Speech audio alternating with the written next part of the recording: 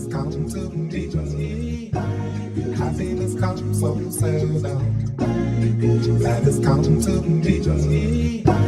Happiness comes so seldom. That has come to me. Running back to the days of my life. Jesus saved me a time. Happiness comes so seldom. That has come to me. Happiness comes so seldom. That has come to me. Happiness comes so seldom. That has come to me. Running fast for the edge of my life. Jesus saved me a time. Happiness comes so seldom. That has come to me. Happiness comes so seldom. That has come to me. Happiness comes so seldom. That has come to me. Running fast for the edge of my life. Jesus saved me a time. Happiness comes so seldom. That has come to me. Happiness comes so seldom. That has come to me. Happiness comes so seldom. That has come to me. Running fast for the edge of my life. Jesus saved me a time.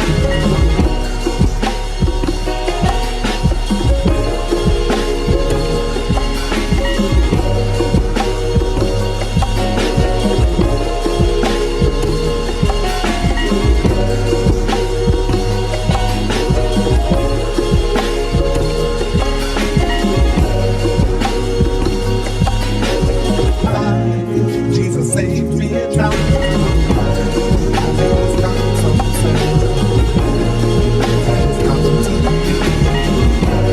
Happiness comes so seldom. That has come to me. Happiness comes so seldom. That has come to me. Running fast for the edge of my life. Jesus saved me a time. Happiness comes so seldom. That has come to me. Happiness comes so seldom. That has come to me. Happiness comes so seldom. That has come to me. Running fast for the edge of my life. Jesus saved me a time. Happiness comes so seldom. That has come to me. Happiness comes so seldom.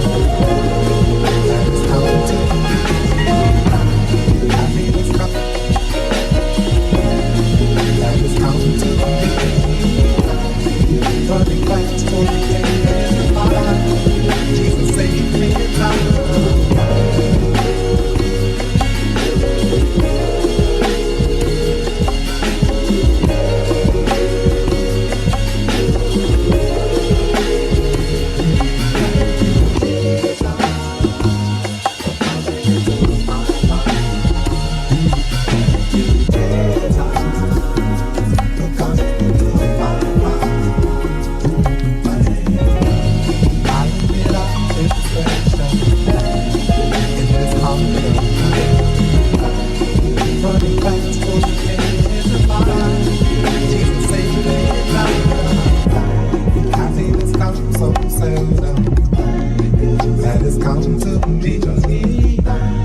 It is here in the Father's kingdom. It was there for me. You took me in, and you washed away my sins. You washed away my.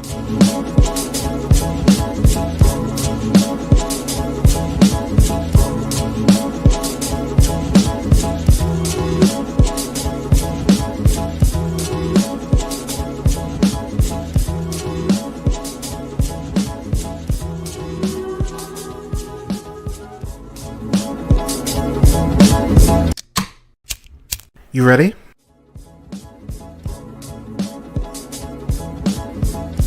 You're listening to the Real Pineapple Podcast Network.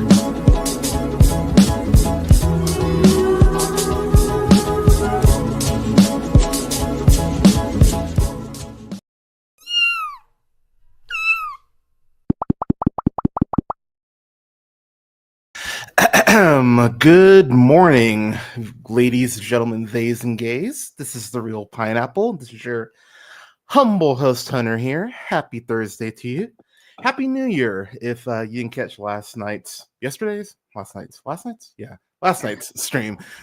What is time anymore? I am really excited because I haven't had my guest on since our Bob's Burgers movie review, which was, oh God, was that 2020? That came out? It was 2022, I believe. Okay, God, what is time anymore? My friend Cassandra. Cassandra, how are you? I'm good. How are you? It's great to be here. Thank you. Oh my God, thank you so much for making the time. I appreciate it. So we are starting a little late because I was watching the first Beetlejuice, and Mr. Katzen fell asleep in my lap, and I blame him. So so starting a little late, so my bad. But first, how are you doing? How was your New Year's? How's your week? The end. I feel like the past 3 to 4 months of my life has just been kind of a blur from like a lot of personal stuff, a lot of chaos.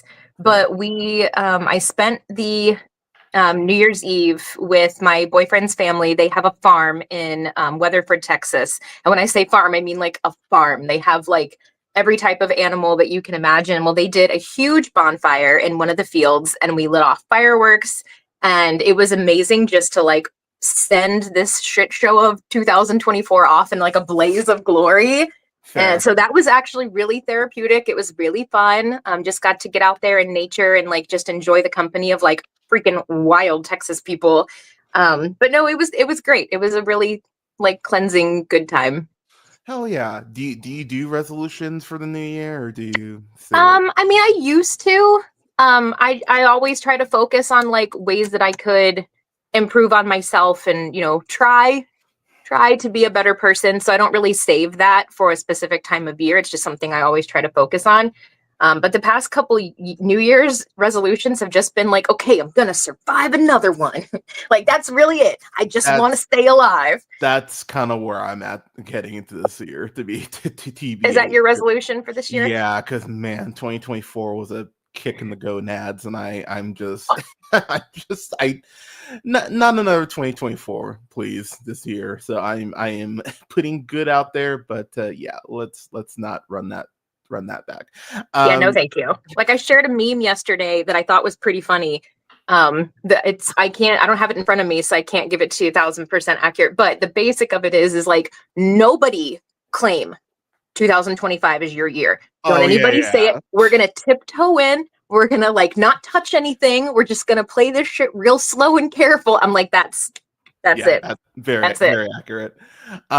So as my guests know, and I did tell you beforehand, we do have a thing we do before we do a review called Soapbox Corner, which is where I allow my guests to and myself to get anything off their chest that is irritating, annoying them, or even in a positive way, something to celebrate. So Cassandra, you have the floor. Is there anything that you would like to tear apart, lift up, anything in between? So I have a negative and a positive at the same time. Okay. I was made unemployed at the beginning of November, and I have been actively job searching ever since. And I've been relying on nicotine and white wine to help keep me, you know, just like sane and like level and just kind of numb everything. Well, being unemployed and not having a regular source of income, nicotine vapes are expensive, and I have not been able to afford one. So I have been unwillingly free of my vape for like past 2-3 days. And my boyfriend has been letting me like leash off of his, but I mean, he works and he's gone during the day. So during the day, I have been forced to not have access to nicotine. So it sucks because I don't want to quit, but at the same time, it's put me in a position to where, well, like it or not, I guess you're quitting because like you can't afford to, you know, to restock your supply. So I think it's a negative for me having to go through like nicotine withdrawals, and we're just in the early days, so it's just going to get worse. But it's also good because I have been wanting to quit, and given the choice, I haven't been making that choice for myself. So I feel like the universe is just stepping in, and she's like, okay, girl, I got you. Like, I'm going to make this happen for you. Fair. As someone who's also been out of work for like 6 months, it's been a minute. I am manifesting something in the next month or two. I just have faith it's gonna happen. I need it to happen, but I'm gonna be good. I'm gonna be good. You're going to be just fine. I'm backing you up. I'm backing you up. I appreciate you. You're going to get that breakthrough. So that's my positive. My negative slash positive, or another one, is I love this time of year, but it's like my most depressing time of the year because I'm going through my list of stuff that I love movie wise, and just like it's such a bummer knowing I have to leave shit off. Like as of my current or my last revision, Dune Part 2 is not on my list, and that fucking breaks my heart because I love Dune Part 2, and I was not crazy about Dune Part 1. I thought it was good, not great. And then I saw Dune Part 2 and I was like, oh shit, yeah, yes, this more of this. And as of my last revision last night, which was my 20th, maybe, it's not on there. It's an honorable mention, and I'm really quite sad about it. Sad. And there's several movies that I'm looking at. I'm like, fuck, I'm not gonna be able to find a spot for you to land on here because I still have about 12 other movies I want to watch before I have to finalize. And it just sucks. Like I hate this because it sucks. So I've never done this in 10 years on the podcast. So I'm actually going to do a separate honorable mentions podcast because there's a lot of indie films that I think need to be celebrated that people probably missed out on. And there's stuff that, like A Quiet Place Day 1, like that not making my list. Just, oh God, it makes me sad because I love that movie so much and that kitty, but I just can't. Like I just can't. There's a couple things currently that are on there, and I just saw something else yesterday that I was like, fuck, this is probably gonna make it on there now. So I just Can you tell me what it was that you saw yesterday? Yes, actually I can. So I saw this movie called Nickel Boys yesterday.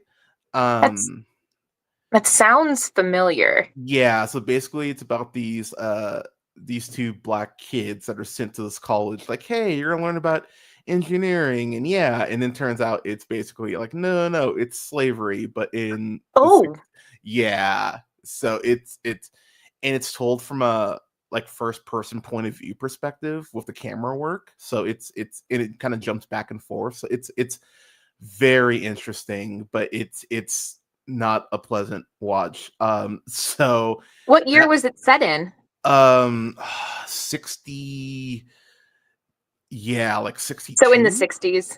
Yeah, but it jumps back and forth between like the 60s up till now, and it kind of uses historical footage to kind of help you know what decade you're like. So I will admit, like, not to go full review here, but that will be confusing for some people, the way the POV jumps between different time periods, but it's a great fucking movie, and it's something that just really hit me. So I'm just like, what streaming service is it on?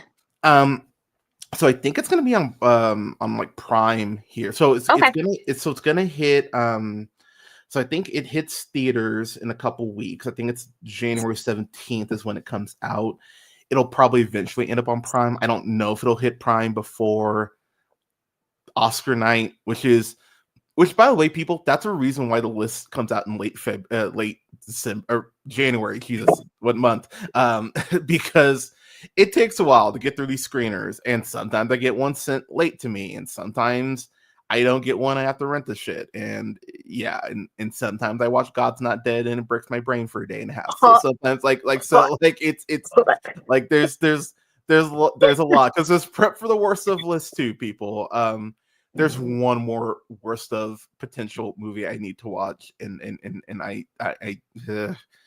okay, can I just say I was thrown off for the few minutes that I was on hold. Speaking of the movie that you just mentioned, yeah, the test that Anyway, but the song that was playing as the hold music was a guy with a great voice, granted, singing about how Jesus Christ saved him and like how good his life is because of it. And I'm just like, was this all a clever ruse to get me onto the show just so you could play indoctrination music? No, Or no, like, no, did no, I no, get a no. link to the wrong show? What is happening here? No. So yeah, people, like if you join the stream early, there's a countdown clock, and it's just a mixture of like of stuff my homie Jamarco threw together for me. But no, I will never play Newsboys or Toby Mac or anything like that on the podcast. None of that will ever be played. But for those of you who have not watched it, I'll just throw in a real quick summary. So I watched God's Not Dead like 2 weeks ago, and I was just so filled by unbridled rage that I just like I tried to take a nap and I physically couldn't. Like my brain was like, you need to get this poison out of you. And so I did a live stream review of it, which you can check out on the channel, and it's basically an hour of me just being very angry and upset. And then actually asking, and the offer still stands, still asking the filmmakers to come on and defend their horrendous choices, which they won't. They probably wouldn't accept your invitation, but guarantee you that's all they're going to do is defend and defend and defend, because for them, they can share these untruths and historical inaccuracies and this like complete like Christ wash of the truth, but they present it in a way that's so like wholesome and feel good that their targeted audience like fucking just sucks it right up. They absolutely suck it up, and it becomes their truth. And if we've learned nothing from the current state of American politics, if somebody high up enough repeats a lie enough times, people start taking it as gospel. So it's basically a movie representation of that. And just for context, I may not be a professional, religious studies person, but I will say that I do have my associate's degree in religion and theology. I did 2.5 years in seminary. I spent 28 years of my life being raised as a Christian and 8 years in a Christian cult that I had to do years of therapy afterwards, and was diagnosed with PTSD from the things that I was exposed to and forced to do in my 8 years in that cult. So I do have a little bit of history on it. I do kind of know what I'm talking about a little bit when it comes to indoctrination and modern day Christianity, and just the lengths that people will go to excuse really shitty behavior of some people because, but they called themselves a Christian, so let's vote him into presidency twice. Because, yay, look, he can hold a Bible upside down, so he must be a Christian. Yeah, it's and people, I will say, I think I'm going to do a stream for when he takes office. I won't be covering him taking office. I think I'm going to just do a stream of like Air Force One or something, just because like I need to distract myself and I'm not going to acknowledge his existence another quick, I'm loving it. So one thing I will say is I got off Twitter about 7 weeks, might have been longer than that. It might have been like 8 weeks ago, but I got off Twitter, and it's been amazing being able to post stuff and not have like intense arguments. And then when I say post stuff, I'll say something like Kendrick Lamar is great. Like, oh, that's black music. He's a racist fuck. Like, I'm not saying not saying any of that. It's been really nice being able to be like, hey, my gay friend celebrated the anniversary. Hunter loves it. Like I haven't had this combative response to my shit, and it's been. Well, you've been posting more on Blue Sky though, right? Is that why? So yeah. I've been only on Blue Sky. I deactivated my Twitter. I was like, I'm over this. I'm over him, and it's been very peaceful. It's been very nice being able to actually have like good faith conversations with people and not just kind of bracing myself for the comments that could potentially come.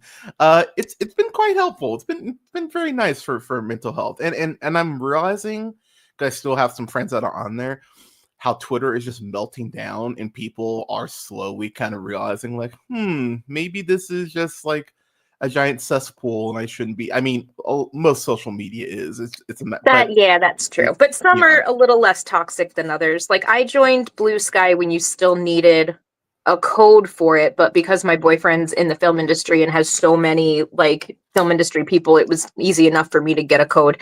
But I joined Twitter, now X, years ago, but only because the guy that I was dating wanted to use it to promote his motorcycle club, like community activities, like the community outreach activities. And so I created it and monitored that for a while, but then I never really used it. I was always kind of old school, you know, hopping on the Facebook train after MySpace. And I was on Facebook.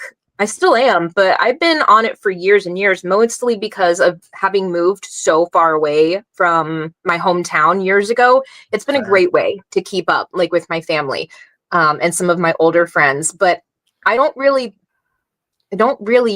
use it that much. Like I scroll and post funny memes and stuff, but I will go to Reddit pretty often. Like I do love Reddit. The community there, with some exceptions, I feel like the Reddit community is like way more fun and amusing. And it's my favorite thing to do when I watch a movie, to go onto Reddit and like just start searching for the movie so I can read like all the comments and like, you know, reviews and opinions and stuff. To me, Reddit's probably my favorite. It's the most fun.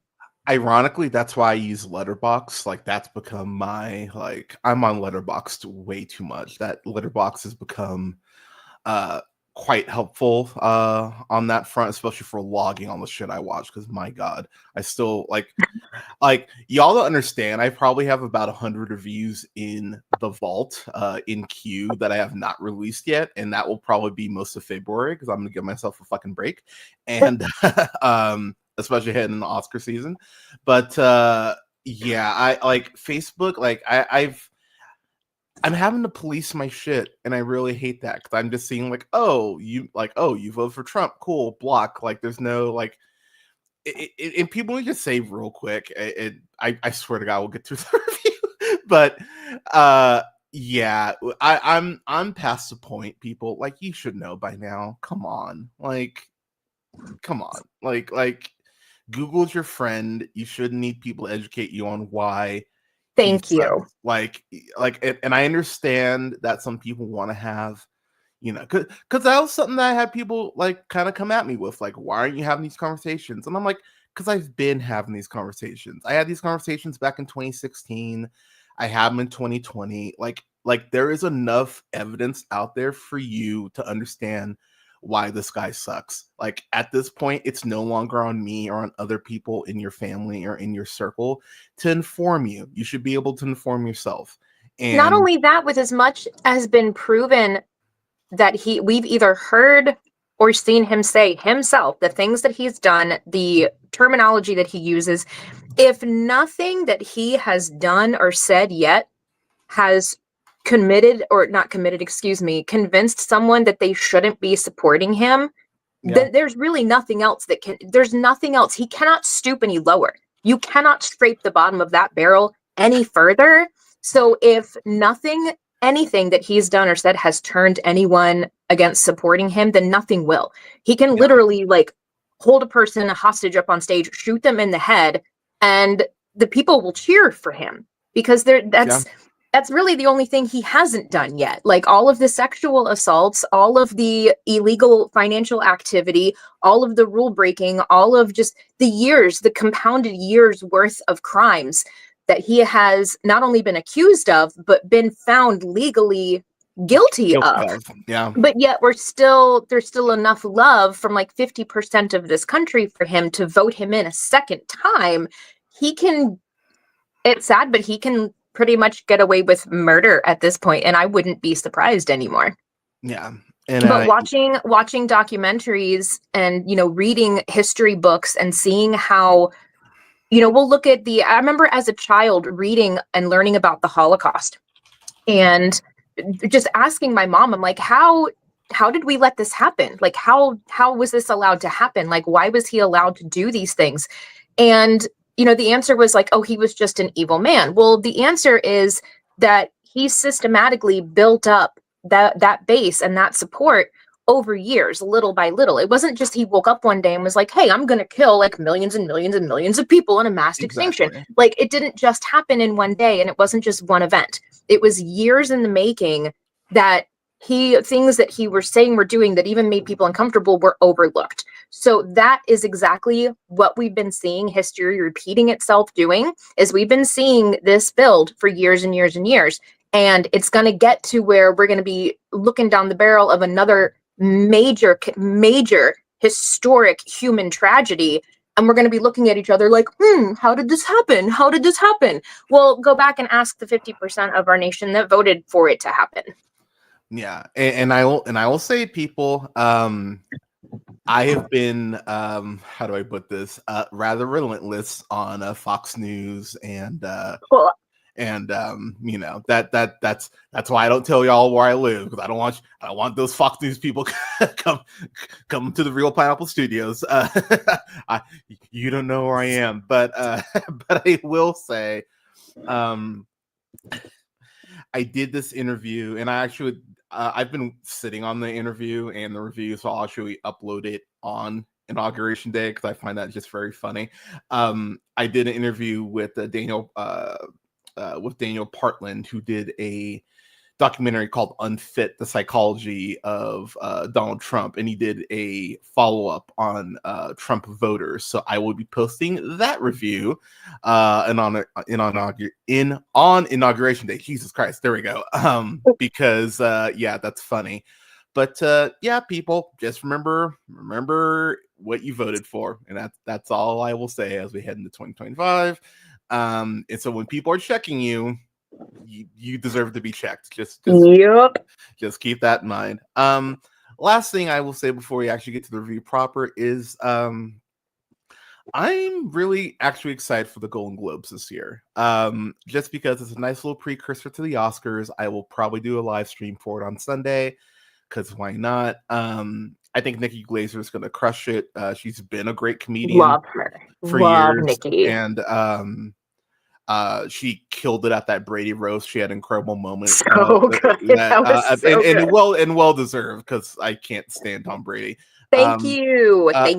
People forget he was the first celebrity with a MAGA hat. Like, everyone kind of just brushes that aside. Oh, I didn't forget. It's like I remember that shit. So I think it's more like I'm still confused over the vast amounts of people who even claim to be like cis straight people who talk about how beautiful he is, and I'm like, that's your really right. Yeah. What are you seeing that I'm not? Like, I may be queer, but like I'm still down with men, but that's not okay. Like, I've never understood it with Brady. Yeah, but yeah, we'll be doing a live stream for it. But yeah, I'm really happy for Nikki Glaser. I think she's gonna crush it. It'll be interesting to see what wins too, because while it's not perfect, it is always kind of interesting to see how Oscar odds shift and all that jazz after Golden Globes. So yeah, I'm excited to watch that on Sunday. So I will be I might even dress up for y'all. I actually might even go full tilt, but we'll that'd be awesome. But we'll see for Sunday. So getting to our review proper, as someone who admittedly has not watched the original Beetlejuice probably in God,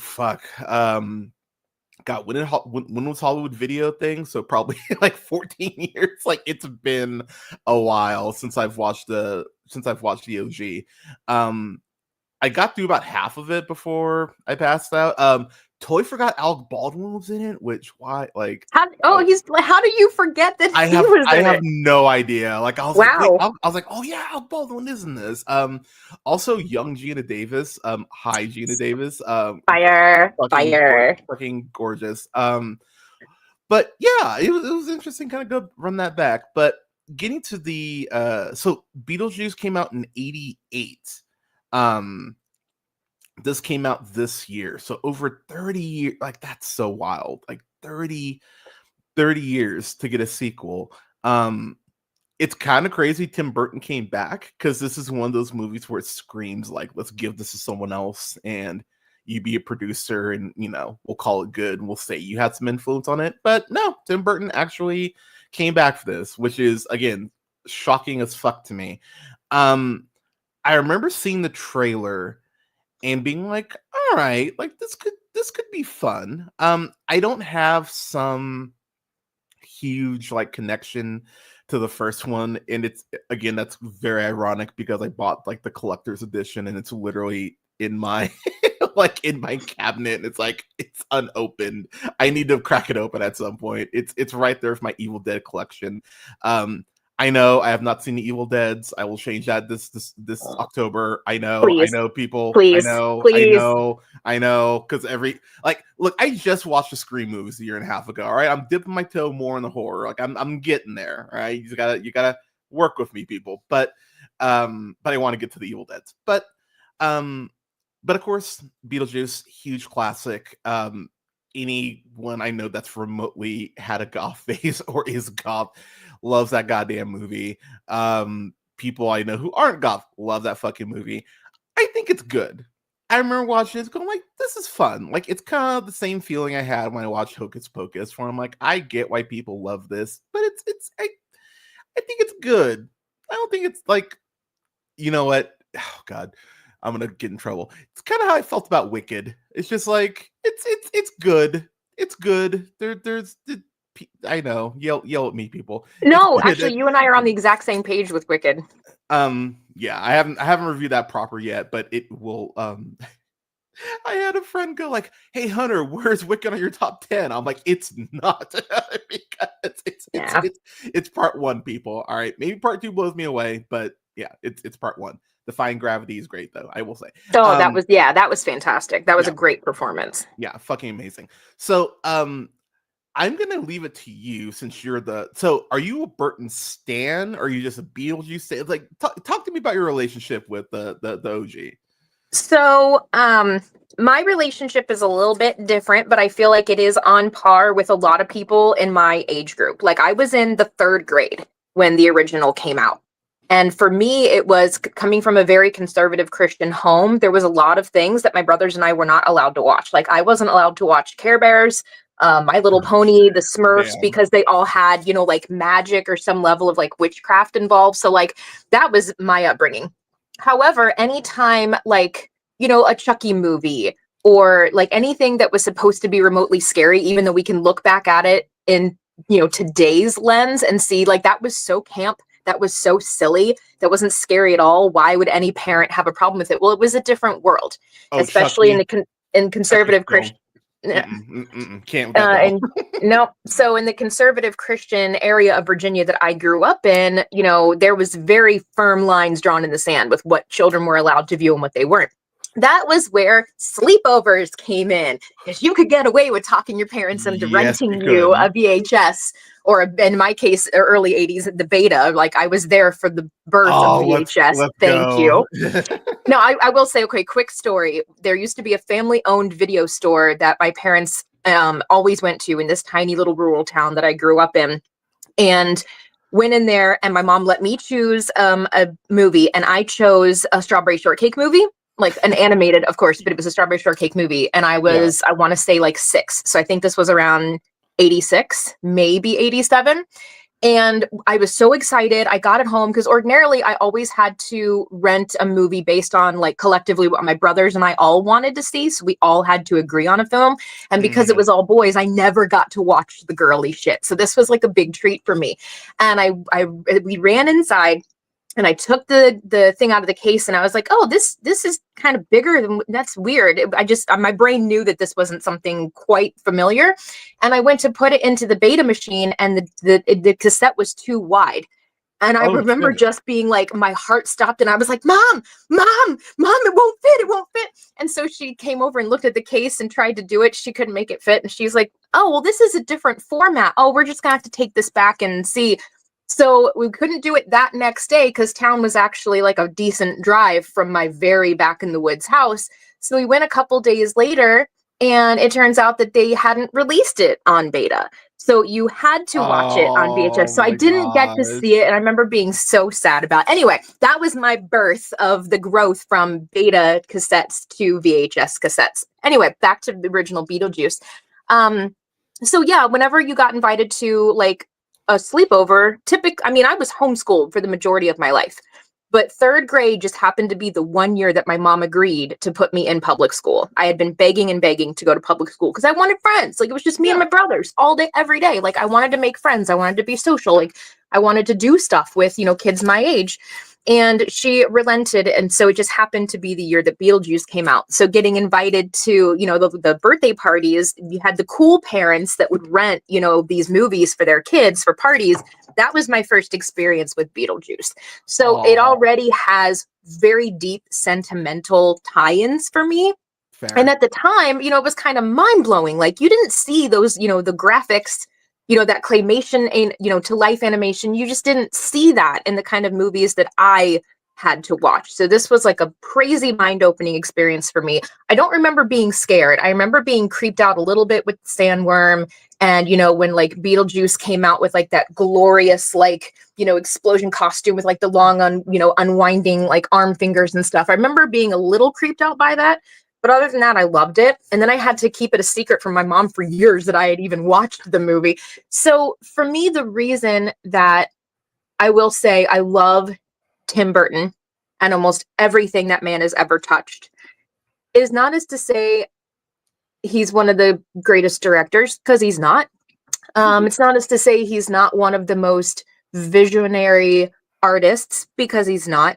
But his uniqueness, his signature style, that doesn't matter what movie that you watch that he's had a hand in, there is a very specific fingerprint that's left, even if he has a small part to play in it. And I love that his unique personality and style is that strong. I love that about him. I've always loved that uniqueness about him. And so I didn't experience Nightmare Before Christmas until I was 24. Like, I was older but now I have to watch it every year, twice a year. I watch it every single Halloween night, and then I watch it on Christmas. Because to me, there is no, is it this or is it that? It's both. This. It's the entirety. It fully encapsulates the celebration of both of those major holidays. So for me, that's a twice a year movie. Beetlejuice, I will watch the original at least once a year, every year. And for no specific holiday, it's just at random.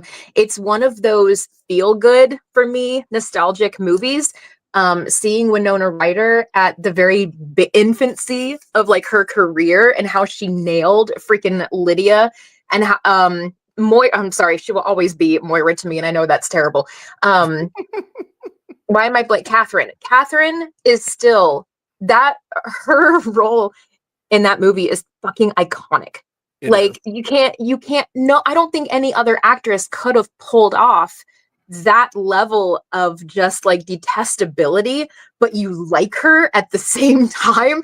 And she's so wrong in thinking that her art is so good, but she's so dedicated to it that you have to respect that. So I fucking love her. I love that character. It's difficult for me now to watch it with knowing what I know about the pedophilia of the actor that played Lydia's dad. That is difficult now. Yeah. But to tie that into the newer movie, which I will say I loved, is it flawed? It's absolutely flawed. And we'll get into that in a second. But do I still love it? Fuck yes, I do. I love that really the only attention that the movie gave him, and it kind of had to address that, him as a character, was like this claymation animation with like a terrifically vicious, horrific death. I fucking loved that. I thought that was very fitting. The only thing I will say, and I've actually heard this pointed out in other reviews, I wish that they hadn't used his real image on his headstone, like for the graveyard scene. I feel like somebody pointed out that they could have had, God damn it, why am I blanking on the mom's name? Her character's name. Anyway, Catherine. Her real name is Catherine, but Catherine could have erected terribly unconnected, like, figurine of him in her signature art, and that could have, taken the place of using like his real photos. So that did throw me off a little bit, but I loved at the beginning. I remember watching it and I'm like, these bitches, this is how they did this dude dirty. I fucking love it. Like, this was such a clever way to tie that in. Yeah. So I'm gonna pause I'm going to get to why it's flawed, but Okay. just because I've been talking for the past few minutes, I want to see like anything you want to share to piggyback or to conjecture or like argue with. I'm ready. Great use of conjecture, by the way.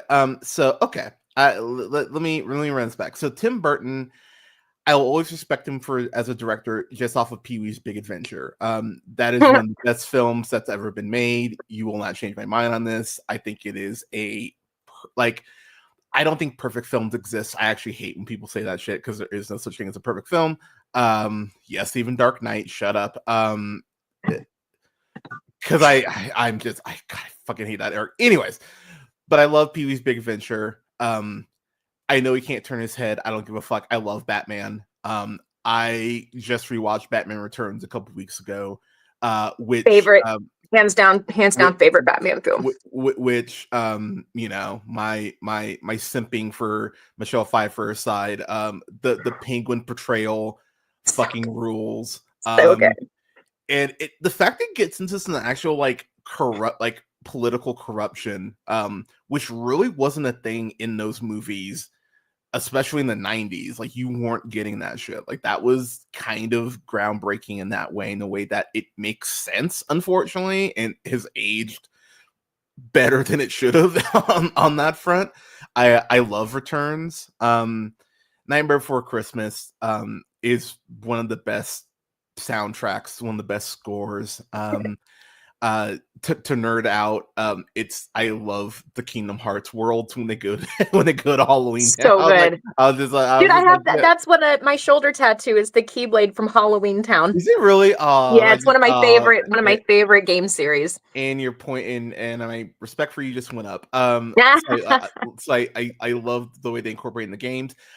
Fuck y'all, I love Mars Attacks. I don't give a shit what anyone says. I think Mars Attacks fucking rules. It's very Destroy All Humans, the movie, and that's exactly what I wanted it to be. And then it's so weird because I go through his like Sleepy, like pretty much up till 99, I don't have an issue for anything he does. Sleepy Hollow fucking rules too. That's another movie I think is fucking great. Love. That is Sweeney Todd. That and the Tim Burton Sweeney Todd. Yeah. All right, I will bounce back and forth between those two movies multiple times a year. I love them so much. Yeah, and I love both those. But then we get to Planet of the Apes, which is still a movie that just fills me with such anger and frustration. And Mark Wahlberg is so goddamn bad in that goddamn movie. Oh god, that movie is atrocious. But then we get to other stuff like that I thought should have been good that I just don't like. Like Dark Shadows in theory should have been really good, and I just like there's stuff about it I like. I think Eva Green is like really good in that like seductress like slash I'm a bitch role, but I just that's a movie that just does not work for me. I think Frankenweenie is actually really good, and Frankenweenie's cute. I think that's actually quite underrated. But then fucking Alice in Wonderland still pisses me off. Like I don't need to see the Mad Hatter popping locking. God damn it. So and he's the Butterwhackin', okay? Yeah, it has a name. It's so bad, so bad. It is so bad. And then Dumbo is still something that I like. Disney, like it's so weird. Like Disney, could you do like the Black Cauldron? Like if you're gonna do these people have been asking for years. Like if you're gonna do these live action, do it on stuff that should actually be made. Like Black Cauldron, so many people forget that's even Disney. Like that should be a remake. That would be fun. Give Robert Eggers Black Cauldron. You won't, but you should. That would be fascinating. But all that to say, Burton has had a very spotty career at points. I think Big Eyes is good. No one ever brings that up. I think Big Eyes is actually pretty good. But all that to say, to get to this, it was like, all right, you're doing a movie 30 plus years after you did the original. How good could this actually be? And the answer is, for me, sight. There's a decent amount of good here. So let me start off with the good. I love the intro. It's very much reminiscent of the original, because you do have that kind of part of your brain that's like, are they going to modernize the shit out of this? And no, it actually feels like this is in the same world and same capsule as the original, which I really appreciate. To your point, I love the claymation depth of the dad. That was so like, because I thought the same thing. I went, oh, this guy ended up being a creep. How are you going to go ahead and address that? And they do it in the most violent, hilarious way that I was like, wow, okay, I appreciate that. I really appreciate the way that you did it. And also makes sense for this world. Jenna Ortega, I'm just a fan of hers. She did this horrendous movie this year called Miller's Girl, which I'm just gonna say, like, I'm just gonna give you a pass on that, homie. Like, that's no one wanted to see that. I actually forgot it came out this year. I was like, fuck it, I just might have to go back in my worst stuff. I forgot Miller's Girl existed, and the Garfield movie. Those two might creep back on there, but she's an amazing actress, and pretty much everything I've seen her in, she's been great. And her and Winona Ryder, I was looking out for that chemistry. Like, okay, like, is this going to be something? And they actually do feel very much like mom and daughter, and they really do play that up. I wish there's a little more of it between them, given where the story goes. But I do like the stuff that I got.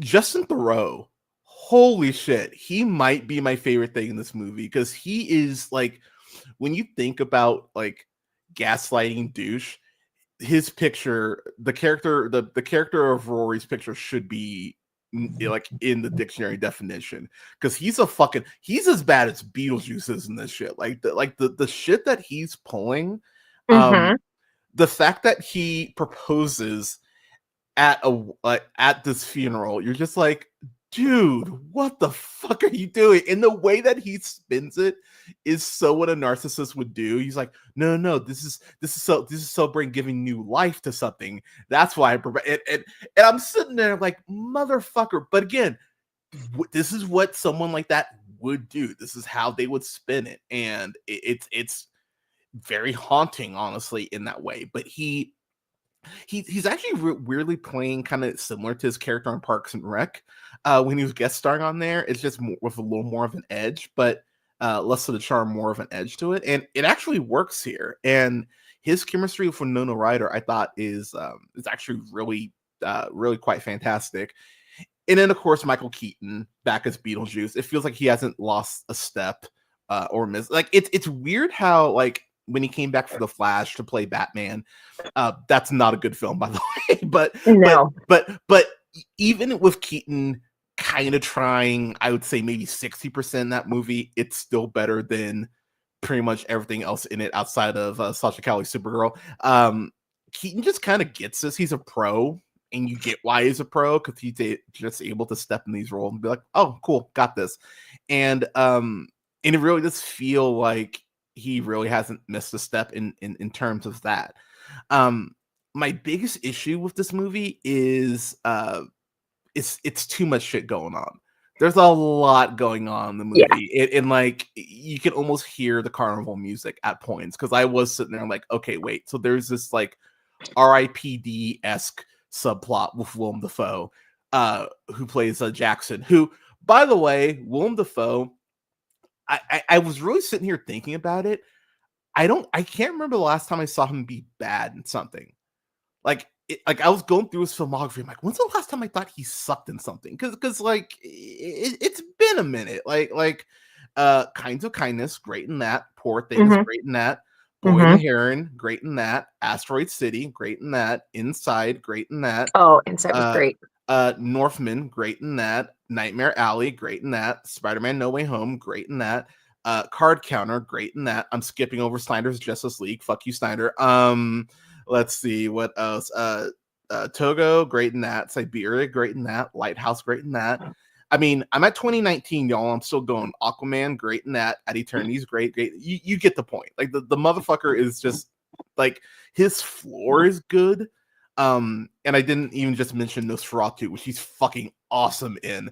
Yeah, Dafoe just rules, and I wish we got a little more Dafoe in this, because he is playing this like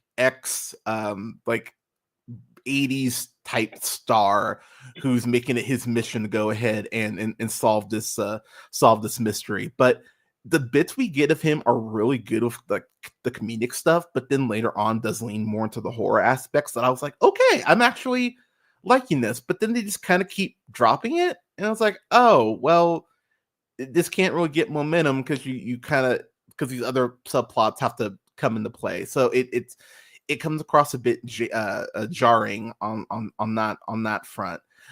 As far as other stuff, Monica Bellucci, oh my god, ma'am, hi, if you ever want to come on the show. But as I was sitting there, like, even stapled up mummified Monica Bellucci, I was like, I mean, like, you know, 10 out of 10. Yeah, like 10 out of 10. Remove the soul sucking and we're good to go. I mean, honestly, for her, I'd make an exception. I'd be like, no, it's yours. It's all yours. But I loved her in this for the bits we got, but like that was kind of like the subplot I probably wanted more of. Because she has this like very interesting origin with Beetlejuice, and I was like, oh, that's interesting. Like, okay, let's see where this goes. And then she's really kind of dropped for like 20% of the movie until it comes back. And I was like, oh, well, now it's coming back because it has to, not because it organically like fits into the story. And so like I was quite frustrated with that aspect. And then last thing I'll say before I throw it to you, I think when Delia, Captain O'Hara, shout out to her and Schitt's Creek, when she's not on screen, I thought a lot of the humor, when her or Thoreau aren't on screen, I felt like a lot of the humor was lost in here, because it really is kind of like her, Thoreau, and then Keaton that are doing most of the humor heavy lifting. And so if one of the three of them isn't on screen, and there are actually some points where that's not the case, I do think it's not very funny. So if you're kind of looking more for that, I think that might, I don't want to say it will be lost on you, but there is less of it. And then yeah, so that's kind of my initial thoughts. But to get to the actual plot, do you want to go over the plot of this? Like, well, that's kind of not confusing. It's not a super simple, straightforward question, because there were so many different threads happening in this one film. And like you said at the beginning, there was too much going on. We had too many villains to focus on. And the time between them was so divided up and so short-lived as a whole, but spread out for too long. They either needed to cut out one of them completely, or they needed to extend the movie by maybe another 15, 20 minutes to like fully give, some more wrap-up time. But for me, person with the nostalgic history of 30 plus years with this movie, and being a woman who has dealt with issues as a teen and a young woman with her mother, for me the plot all was in the establishing and reestablishing of Lydia and Astrid. It was really a mother-daughter story. Again, to me, lots of people can argue this, and that's totally fine. I'm only giving what the movie felt to me. Yeah. It's the journey and the history, and this is why I'm happy that it wasn't a full-blown comedy, because they did touch on some more like serious stuff. Like, yes, it was meant to be funny, and the parts that they meant to be funny were really funny, but I like that there was this balance of seriousness to it, because we've known Lydia since she was a child. And she's grown up in this really weird, like life of being associated with the paranormal and like being able to see ghosts. And like that, for her, I'm sure was very isolating. But then she, meets this guy and falls in love, and they have a daughter, and like, but her daughter, as she gets older, realizes that what her mom is into is really fucking weird. And she's probably been teased her whole life about it. Just, guilty by association. So how that's ruined her life and embittered her towards her mother for that. And that, I mean, in that kind of relationship, especially when women are, young women are getting to that age, if you don't find a way to salvage a relationship with your mom, you're either never going to be able to, or you're going to fix it and you guys can use this to strengthen your bond and become, bigger friends, because it comes a point in a woman's life where that relationship with her mother stops being a full mother-daughter. It starts being more of a friendship, if you're lucky. Yeah. So for me, the bulk of the story from start to finish was like, let's see how Lydia's life has turned out. Let's see how this has affected her daughter. And let's see if they can make choices to get themselves back together. And so for me, like everything that, Lydia does, like agreeing to marry Beetlejuice, and like, I don't know what's allowed for spoilers in this. Oh It's yeah, been out long enough. There should, okay. Yeah. But even like Lydia agreeing to do this just to save her daughter from the underworld, like, that's literally her sacrificing herself in that way just for the life of her daughter. And I think it took something to that extreme to get Astrid's attention, like, hey, your mom really does love you, and this world is very real, and you've been wrong this whole time, because guess what, bitch, you can see ghosts too, like this is very real, and your mother hasn't been lying to you. So it was this whole mother-daughter relationship transformation, but also with a focus on them as individual people and how they could use that to rebuild their relationship. So to me, that's the standout plot point. And again, people can argue with me, they can tell me I'm wrong, and that's fine. I'm not saying I'm right. I'm saying that's what the plot line was for me.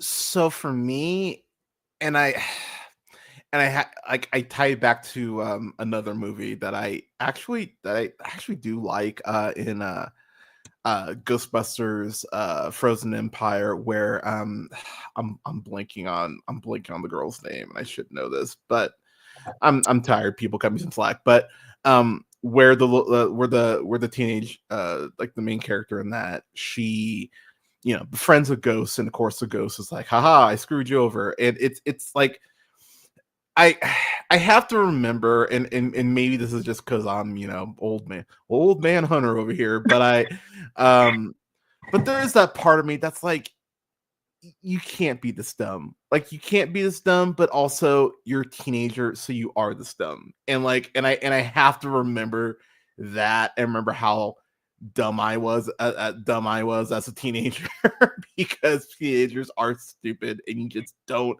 you don't know better. You don't. And considering this, like, concerning who her mom is, she would have every reason to rebel and just be happy that someone is talking to her and not being a dick towards her. Because like the first scene we see of her at school, just right out the box, these kids are like, all right, like they're practically salivating, like, how can we bully this girl? It's like, god damn, it's like, can you just let her walk through the quad, like, you asshole? Just like let her live. And she has this great retort, which is basically like, when you're on your second divorce and you've had multiple kids, like, we're gonna see who's lying. I was like, yeah, that was a good burn.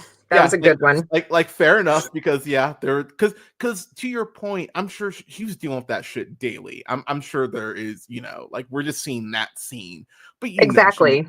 She's getting that smoke from kids constantly, and I'm sure she's just like, god damn it, shut the fuck up. So I get the snapping, and totally justified. But the problem is that the guy she talks to, if you've seen a movie, you know where this is going. Like, the moment I saw him, I was like, oh no. I was like, okay, this is that guy who's like, he's like, oh no, I'm sensitive, and hey, just read this. But people, don't chant shit unless you know what it means. That is the one piece of advice I will tell people, that I don't care if you're a teenager or not, do not read anything out loud. If it looks like it's covered in dried up human skin, you probably shouldn't be reading from it. Yeah, just don't mess with that shit, people. And I know there will be some people who are like, that's not true, that doesn't do anything. It's like, if you believe in heaven, come on, people. Like you have to believe on the other side. Like, literally, by definition, you have to believe in the other shit. So just don't chant. Don't don't read spells that you don't know what they mean. Like, just don't do that. Like, I mean, granted, where our education system is, you may not be able to read anyway. And see, I will say with Ghost Boy though, I am usually really fucking good at calling things in movies, like far before they happen. Like usually really good.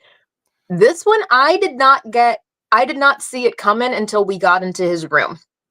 And only because everything was 90s. Everything. It was just time capsule of a 90s, teenage boy's room.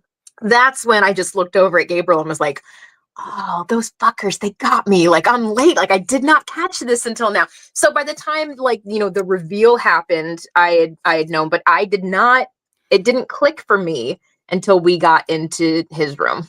It was the hair. It was the hair and the clothes for me. I was like, see, the hair and the clothes are like 90s is such a common trend now with teenagers. I didn't think anything of that at all. I thought they were just trying to make him look trendy. See, I feel like it was kind of like one, like he was frozen in time. That's the only reason. Like now, I admit that it is a bit of a leap because you could probably see someone dressing like that today. But for some reason, it's just part of my brain that went. And so but I will say, I will say credit to them in the way that they do pull the reveal off because it's pretty sinister the way he pulls it off. It was. And I feel like in a way he was almost more sinister than Beetlejuice's ex-wife. Like we had to have had more time with her because I loved the Sally-esque references of her putting her body back together. Same. I loved that tie-in. To me, that was just a nod, to Nightmare Before Christmas fans. But I need a Barbie style figurine of her character. That gorgeous fucking face with all of the lines and that beautiful hair and the Morticia style, dress. And she was just so stunning and terrifying and imposing. And all she had to do was stand there. She wouldn't even have to say anything. And you get that emanating from her. So Monica did a brilliant job with that character. And as much as I loved her, it made me so sad that I didn't get more of her. I wanted so much more of this character. So as much as it pains me to say it, they could do a director's cut removing any reference to her in its entirety, and we'd still have the same story being told with the same outcome. And that is one of my so I will say too, the original's 90 minutes, an hour 33. This one's an hour 45. I love when movies are under 2 hours. Thank you. That's fine. I've got shit to watch, make it short. But this is one of those cases as I was watching it, I'm like, this need to be 2 hours 5. For all the stuff that's kind of being thrown out, I think to adequately flesh everything out, dead flesh, that you needed to have a little more time with this, especially with the Monica Bellucci stuff. I will say too, a shout out to Danny DeVito, who has a great cameo in here. That made me thank you. I heard the voice, so good. I was like Frank Reynolds, and I was like, yes, it was yes, immediately. That made me incredibly happy, and that was a great cameo. I will say too, the actual process in how Monica Dolores is soul sucking these people, and they basically fold up into fucking that shit was terrifying. The first time she does it, I was like, holy shit. It's kind of played for a laugh, but it is also you're folding, you're basically turning into an accordion, a human accordion, and then she just discards you. It's that's I mean, I feel like we've seen so many different iterations of that in different, film productions. To me, it really wasn't, it's just not as scary anymore. I'm thinking back to even The Mummy, where the mummy sucks the sun, and these are just hollowed out shell of skeletons with still skin that just drop to the ground. Just all these video games I've played with soul suckers, and even the Dementors from the Harry Potter world to a certain point. But I feel that whole aspect of sucking out a soul and shriveling the body, to me, is really not, it doesn't get me anymore the way it used to. I think though it's the fact that even something like The Mummy, like they just, you know, you throw them down, they're kind of like the same frame but just like mummified. I think it's the fact that they become compact. I think that was the part that just kind of made me go like eep. And and I really like the effect on it. Like there is like a callousness to it that I really enjoyed, especially after the process is done. And I thought it was I enjoyed that. Oh yeah, that was another thing I wanted to point out. So I think it's Amy Natal who's like telling Lydia she should basically sell the house. Straight out the box, fucking bitch, because the first goddamn thing she says, she's like, "Oh man, this house is too big for you. This really should be for someone with a family." Yeah. Fuck you. Like Yeah. I said, like what the flying like, oh my god, I could not throw a bitch out of my house quick enough if they were to say also remember, this was supposed to be, you know, a product of the 80s where certain things to say were acceptable where they are not now. I do love that I can give, you know, 80s movies a little bit of leeway and allowance, not to excuse shitty behavior, but references like that were more socially acceptable to say that obviously would not fly now. I'm kind of like, it's a product of the times. It's a product of the times. Like, just let it go. I love that it's in there because, again, to your point, that is something that like 80s, 90s, someone 1,000% would say. Be like, well, I mean, fuck, unfortunately, we still have people saying dumb shit like that. But it caught me so off guard and it hit me in such a space that I was just like, wait a minute. And I watched it this morning. I was just like at 6. I was like, where do you get off? Like, I just had that immediate like vitriol towards her. But I love that that's it. I honestly do love that's in here because it's so callous. Winona Ryder. So much love for her. You know, I love her so much. So I mean, it's good to see her not stealing clothes. So but I'm like, I'm honestly really happy for her. Like getting Stranger Things, and she's had this like career resurgence. Like she just seems cool. Like she just be someone I'd like to have. She does though. Yeah. She seems like such a rad person. Like I just want to kick back on a park bench and like have a coffee with her. Like I just want to hear about her adventures in life. Yeah, she just seems fun, and I will say, seeing Winona Ryder get back to her goth phase, more of that, please. But she, the way that she portrays Lydia this time around, I love kind of the crossing over with John Edwards' show that she has at the beginning. Not a great show, crossing over, by the way, for those of you who remember that shit, but that's very much like what they're kind of parodying. And now that I think about it, there's a lot of those shows still. Like there's because I like on like TLC, there's like I remember there's like a Long Island Medium was one. Oh Lord. And I was like, why is this a thing? Like it those shows are around way more than you realize if you just do like just so you know, people, they are still kind of a thing. But I really love the way they wrap Lydia and Rory, and the fact that Rory is using her grief to completely take advantage of her, and the way that that's revealed is so gross and icky, and like very, very ick. It puts such a sinister like twist on a lot of the shit that you've seen happen that you're kind of like, oh wow, okay. Like Beetlejuice is one thing, like Beetlejuice sucks, like obviously, but weirdly Beetlejuice is being more upfront than the guy that she's actually gonna marry, which is terrifying when you actually think about it. And it's not only until he's made to be truthful that he lays all this shit out and you go like, oh wow, he sucks. Like he sucks worse than Beetlejuice. Well, I think any person that's been in a relationship with a narcissist or a gaslighter, or sorry, bad enough if both, would have recognized the patterns in his character as soon as he started talking and we started seeing the actions. I feel like for some people, if it took the full-on confession for you to get that he was a fucking monster, then I mean, go fuck yourself. Like, come on. Fair. But for those of us that have been in those relationships, we tend to recognize the behavior very, very quickly. So I knew after the first scene with him in it, I was like, oh, this guy gonna be a douche. Okay. The full extent of the douchery obviously needed time to play out and to build.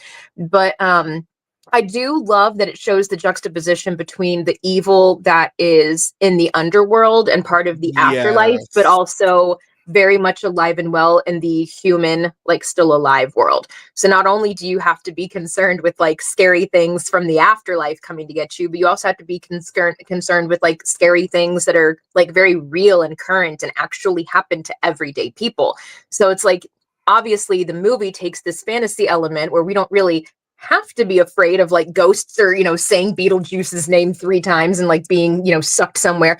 But it is still scary in that we have manipulative humans that can prey on us in our times of weakness, and we could be strung along for years before we even really are able to admit it to ourselves that this has been happening. You just keep chucking down red flags, don't see them, don't want to see them, don't want to see them, until you've just got a pile of them so high around yourself that you have to acknowledge that there's the problem. But that's really fucking scary. It's scary to be caught up in one of those relationships, and that's a very real fear. So I do love that they kind of mixed like real world fears with the fantasy based fears. And also the fact that Lydia is clearly spending more time with ghosts because that's something that she feels like she can control. That's something that she's familiar with, as opposed to dealing with the living. Like it's a fascinating, like I think this movie, I think there's more to this movie, unfortunately, that I think people are gonna like recognize on a first watch. Like, I think this is actually deeper. Like, I think a lot of people are gonna miss that point that we both just made. I think people are gonna kind of just go like, oh, whatever. But I think there is more to this movie if you take half a second and just kind of like, I don't want to say meditate, but just think on it a little bit. Yeah. I do think there's more here beneath the surface, and if you don't want to dig a little bit, I do think you're actually doing yourself a bit of a disservice by not digging a little bit and kind of getting these deeper themes.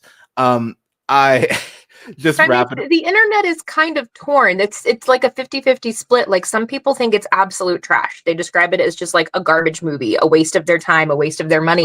Other people are like, no, other people are just like, you know what? I fucking loved it. And I'm like, well, I will say I'm on neither side. I didn't absolutely love it. I think it was a fun movie. I've seen it twice, and I'll probably end up watching it again in the future.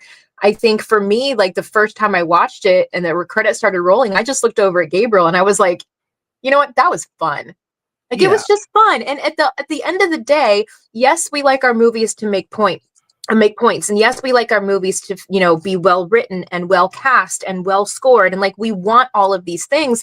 But for me, sometimes movies are just escapism. And if the one thing that I can honestly feel and say after I watched a movie where that was just fun, then to me that was a good movie. Like, if I had fun, if it took me out of my reality for a little bit and distracted me with bright, shiny, pretty colors and like fun gothy things, like, for me, it was a fun movie and I enjoyed it. Yeah. You know, I bring this up all the time, and I just did a rant about this, where not everything needs to be the best thing in the world. Not everything needs to be absolute shit. A spectrum exists for a reason. Sometimes something can just be good and entertain. But at the end of the day, if something entertains you, like, you know, to throw my horror friends under the bus. What's that goddamn movie? Malignant. Oh yeah, fucking hate Malignant. Cannot stand it. Fucking I forgot I even watched that. Yeah, fucking hate Malignant. Wow. I had multiple people be like, dude, you're gonna have so much fun with this. I watched it. I was like, fuck all of you for wasting my time. Like, I fucking hate Malignant. But at the end of the day, I had multiple friends on a horror bus who were like, dude, I was entertained by the absurdity. And at that point, I'm like, I still think you're dumb, but okay, fair enough. This entertained you. Like, what can I say if something entertained? Like, I just kind of have to leave it there, you know? And also sometimes people like might feel like you're talking to someone who defended Lao Crocodile. Like, what do you want from me? Like, sometimes shit just like hits in a weird weird spot where, you know, it works. And as I was watching this, I was entertained at the end of the day. Some of the punchlines genuinely, I think it's Beetlejuice who goes like, "Oh yeah, we're Bonnie and Clyde, but without the bullet holes." I was like, I like that. That's fun. I mean, to me, one of the unspoken but still hilarious, one of the most hilarious bits was, first of all, I don't think I commented on it. You've touched on it a couple times, but Willem Dafoe's character is fucking brilliant in this. He's great. And He's I great. actually appreciated that he was almost more like just short burst cameo based as opposed to like more established storyline, because I think it made the concentrated version we got of his character made it that much more special, at least to me. But I Sure. love that one of the other supporting characters' role were literally just to fucking hand him coffee that he could throw to the Yes. ground. Like, come on, that shit was funny. And it was so pointless, but it was so clever. And it just added that extra layer of like depth of humor. I thought that was really well done. Yeah, I enjoyed that. I thought that the underworld kind of being like the DMV, which oh god, like that concept that in itself was fucking funny. But then having an actual Soul Train with the Soul Train music playing, I was like, okay, like this is like Burton is having fun with this a little bit. But I'll be honest, that actually kind of made me go like, you know what? If you are gonna go, there are worse ways to go, like being on a giant train, like with people dancing like that. Yeah, that'd be fine. I will say too, when Beetlejuice actually does return to our world and the way he actually comes out of the model, that shot was fucking awesome. Like that was really good. Like I was like, okay, that actually. Because I think I saw a teaser trailer for this. I actually didn't see like a full trailer.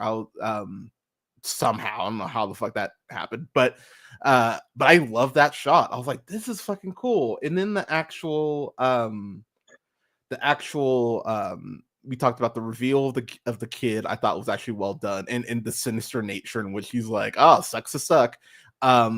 It's like, damn, son, yeah, cold. And his comeuppance, I thought was beautifully handled. Also, Delia has this line where she goes, "Stop torturing your mother. I know I usually find it funny and only fair after how she treated me when she was your age." And it's one of those like, whoa, and then like, and you even kind of see Lydia kind of go like bitch, like it like it's, but again, to your point, it's that peek into their relationship. You know, and how it's now being presented with her and Astrid. Like, again, I really do think this movie is deeper and people are giving it credit for, because I did look through some reviews, and I saw like it's definitely mixed. It's yeah.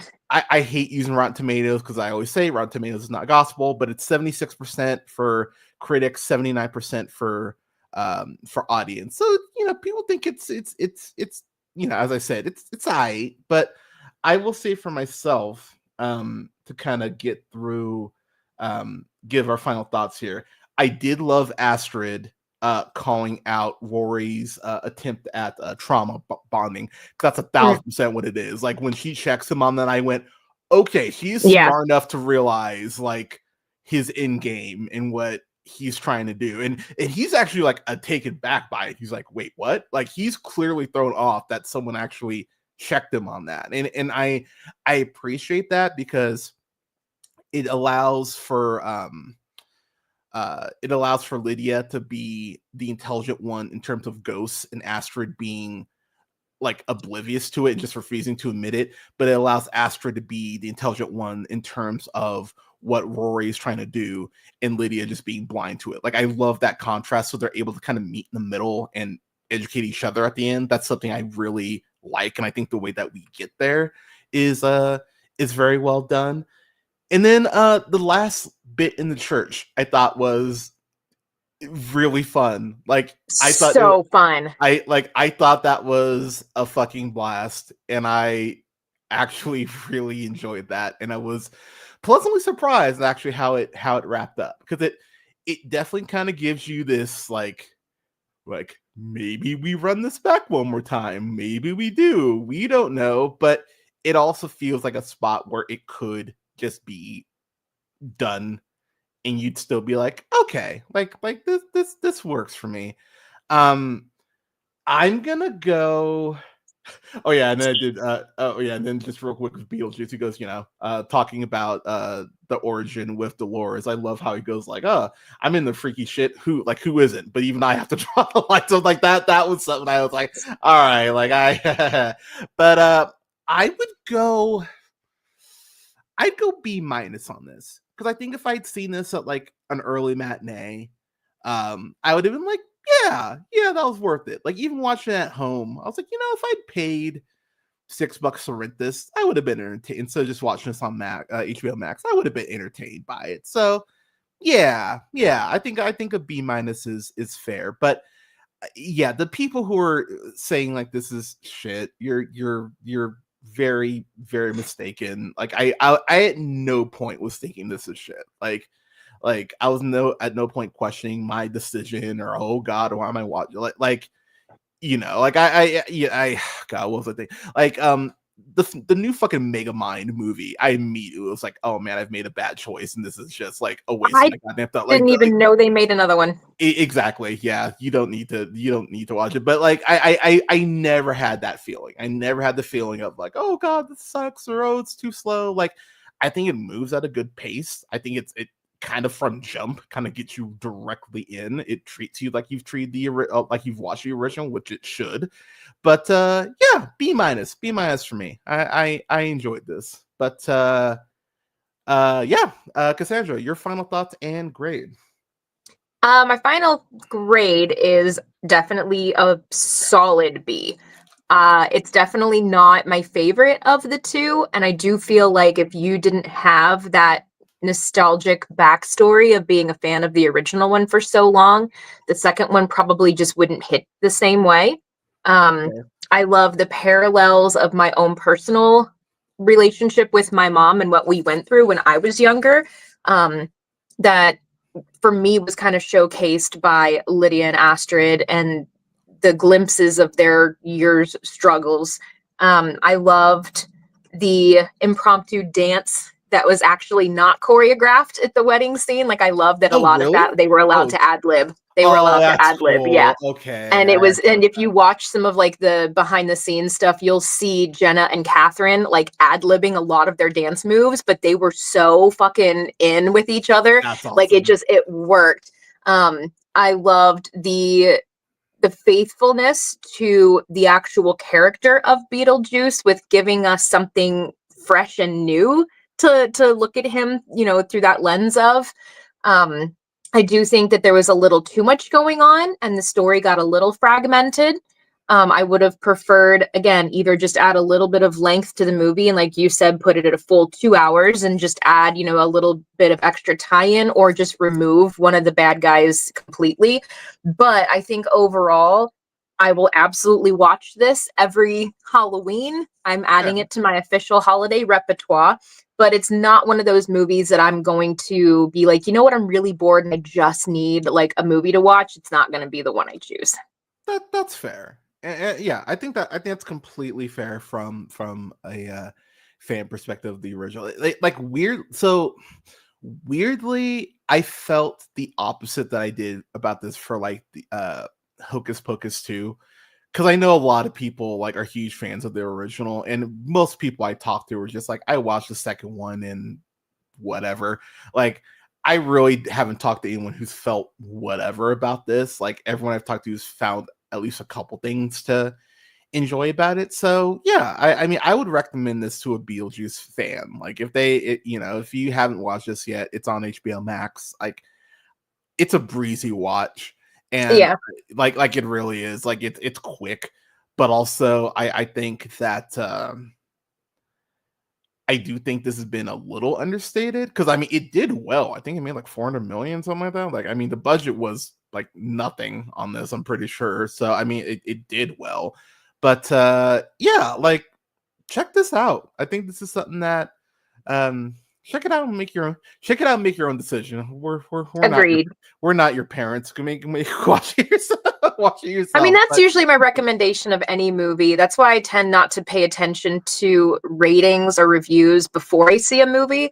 If I'm interested in it, if it looks something I might enjoy, I'm gonna watch it.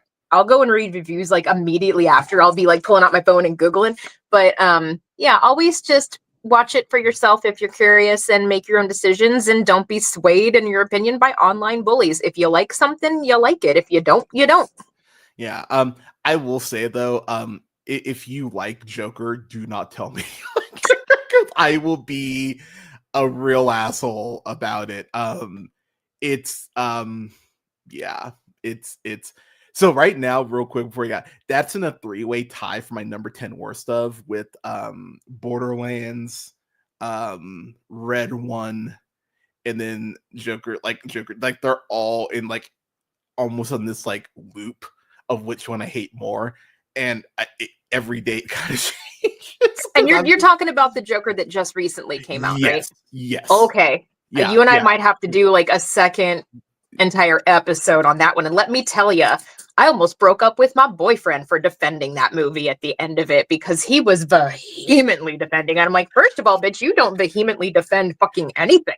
Like, why are you choosing this hill to die on? Because if you stay on this hill, I will shoot you off of it. Like, son.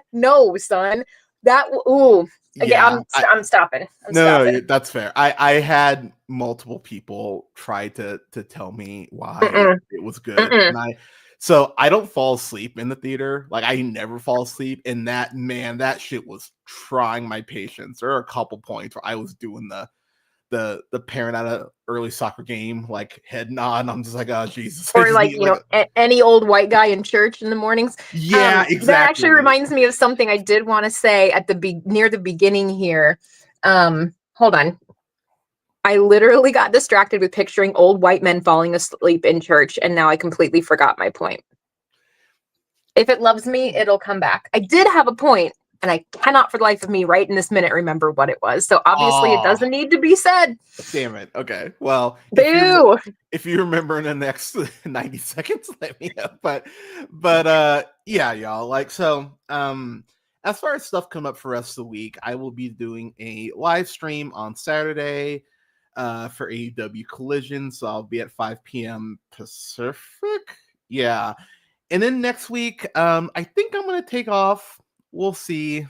I might change my mind, but yeah, Saturday I'll be streaming for sure. And then as far as the rest of the week, I remembered. Go.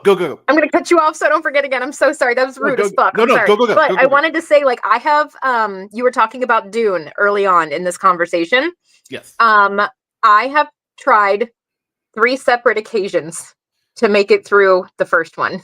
Damn. I have fallen asleep every single time. That's, to be fair, that's what it took me. It took me like because I got a screen. I wanted to like it. Yeah. I really did. I wanted to like it so bad. Yeah. I couldn't. And Rebecca Ferguson, man, she is like my fucking it girl. I'm sorry. Yeah, if her being in a movie and I can still like completely lose all interest in the movie, I can't. So I'll be real, and I even said this when it came out, because some people are like, oh my god, you gotta go see it on the big screen. I was like, I've gotten old enough that I'm the subtitles person now, where I'm just like subtitles, like gimme, like no, like I need that shit. I need that shit spelled out for me, and I need to see the words. And I no, sorry people, but it took me 3 times to actually get through it, because the first time I passed out, like that Zimmer score, I was just like, oh, this is a warm blanket, and I just passed out. And keep in mind, people, I was not smoking watching this, because all I heard, I was like, dude, there's a lot of exposition. I was like, okay. And that first time, I was like, god damn, this is like exposition, like it's like they're dumping sand on me, spice, whatever. Like I was just like, Jesus, like this is exposition dump. And then like it's like the first time I couldn't get through it. Second time I like got through half of it, and I still fell asleep.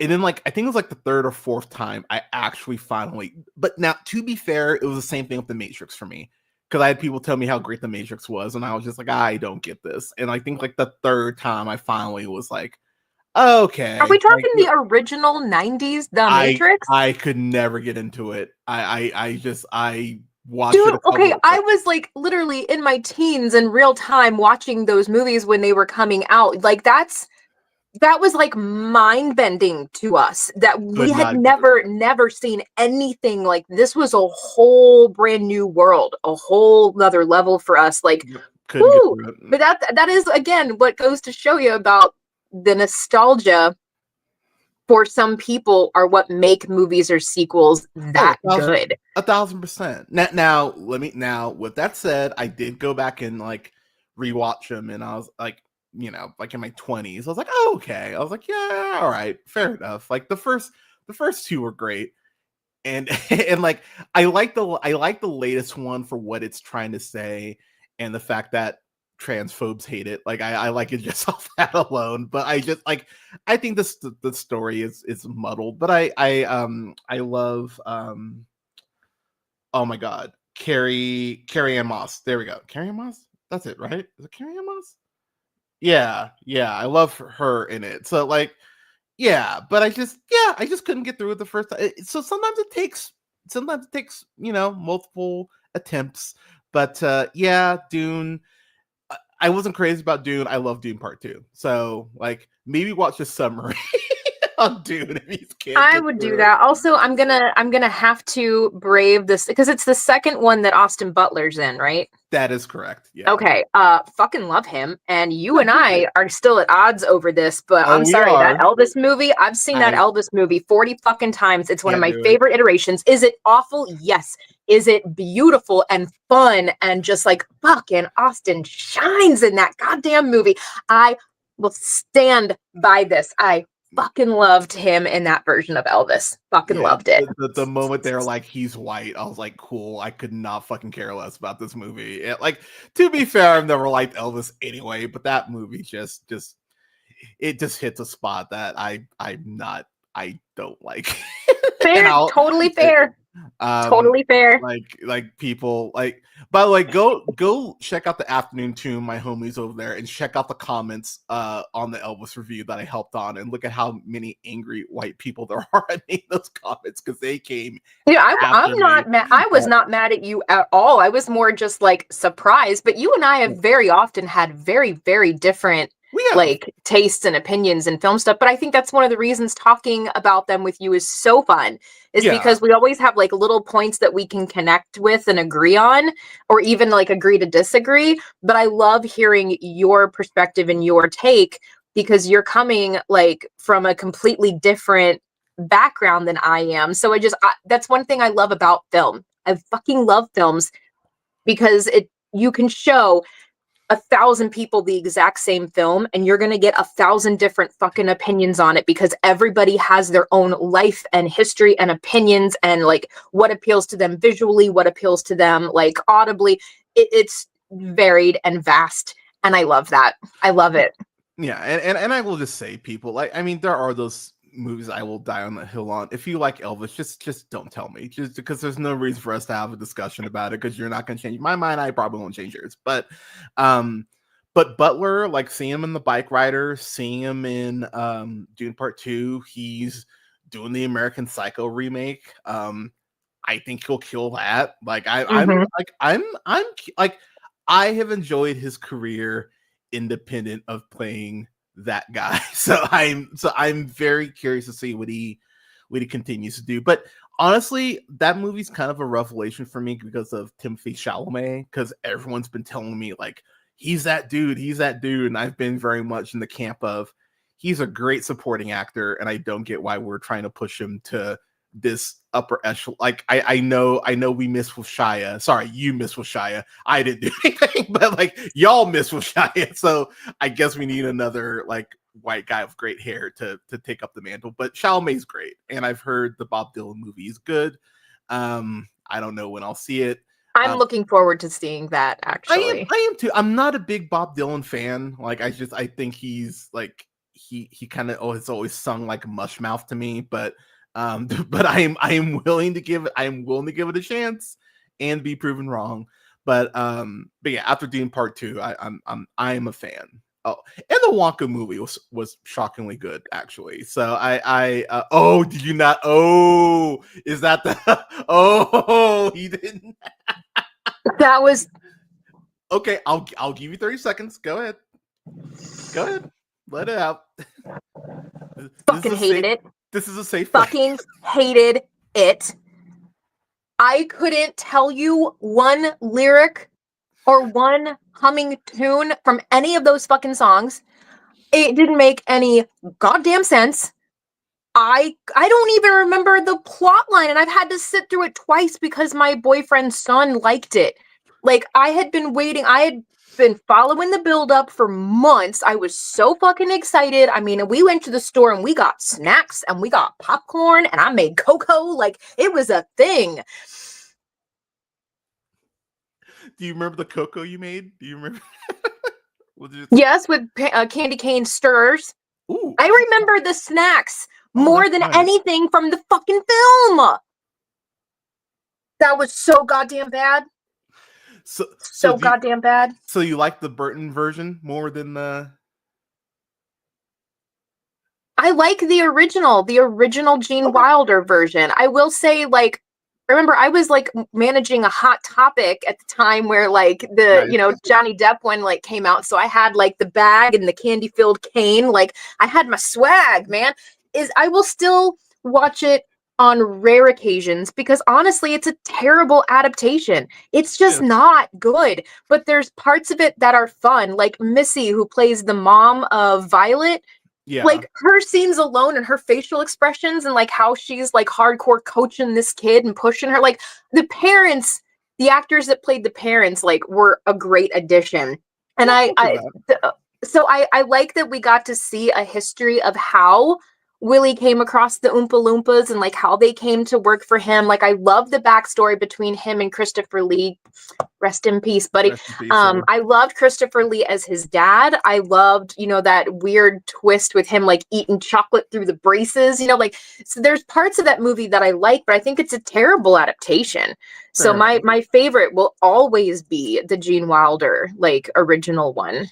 Also same, like but yeah, see people. Sometimes opinions are fun, but oh my god, I lost my train of thought. Oh yeah, what I'm doing for us the next week or two. So AEW Dynamite stream on Saturday 5 p.m. Pacific, and then tomorrow my review for Nosferatu will be up. Spoiler alert, it rolls. But my review for Nosferatu will be up. My review for Sonic 3 will be up on Saturday, as well as my review for this really great indie film, I Like Movies, along with the interview with the actress Romina Dugo will be up on the channel. The video's up now. Audio will be up on Saturday, along with the review. And then next week, oh god, what do I have next week? Review for The Brutalist will be up. That is a 3.5 hour long goddamn movie, but I'm really stoked to watch it. Review for Nickel Boys will be up on the 17th. And then I got a lot of Oscar stuff I need to review. I know there's stuff I'm forgetting. Oh god, what is that? Blink Twice. I'll review it for that. We Live in a Time. Yeah, there's a lot of stuff I've got 12 other movies I want to watch people before and then I think I'm gonna review that stupid Reagan movie. I think I am because I feel like that's gonna be on the worst of. I just can't bring myself to watching it. I don't want to see Dennis Quaid anymore. I'm so over that dude. Just like The Substance, him and The Substance. I'm just like, oh, he's playing himself. Like, there's no that was rough. To watch his character in that. Yeah, they probably didn't even give him a script. I was just like, y'all know his wife is 30, right? And he's like 70. Like, can we have this conversation? Like, how that's like people, come on. Like, I know. I think maybe we'll agree to disagree here on this one, but I think once people reach a certain age threshold, the age difference in their partners isn't really that big of an issue to me anymore. And I say this because my stepdad was 17 years younger than my mom, and he is the father of my half sister. So I have to like give respect there. But I think if you're 30 years old at this point, it's not like I don't place it in quite the same vein as the the shit that DiCaprio pulls. I think that by the time you're 30, you're so well established as to who you are as a person and as an individual and in your life. If you want to date a 70-year-old, go fucking date a 70-year-old. Like, you know, that's all their business. I'd have more of an issue with it if she was like, you know, 19. You know what I mean? Like still in her teens, still figuring her shit out. Like that's for me when you're out of the teens in the very early 20s, age ain't nothing but a number. And I know a lot of people will disagree with me in that. And that's a very blanket statement. I do feel like there is, you know, specifics involved. But I mean, my second marriage, I was like almost 10 years older than my second ex-husband. So like I feel like when it comes down to major age differences, it's a lot of, are they already established as their own person? Like, are they not a teenager anymore? You know, personality wise and likes and you know, interests, are you guys on pretty much like the same point? So I feel like there's an argument to be made there. A 30-year-old and a 70-year-old, I don't really have that big of an issue with it. I just can't imagine like a 40-year, like, and I'll admit that that's just something for me. Like I just think that's a huge.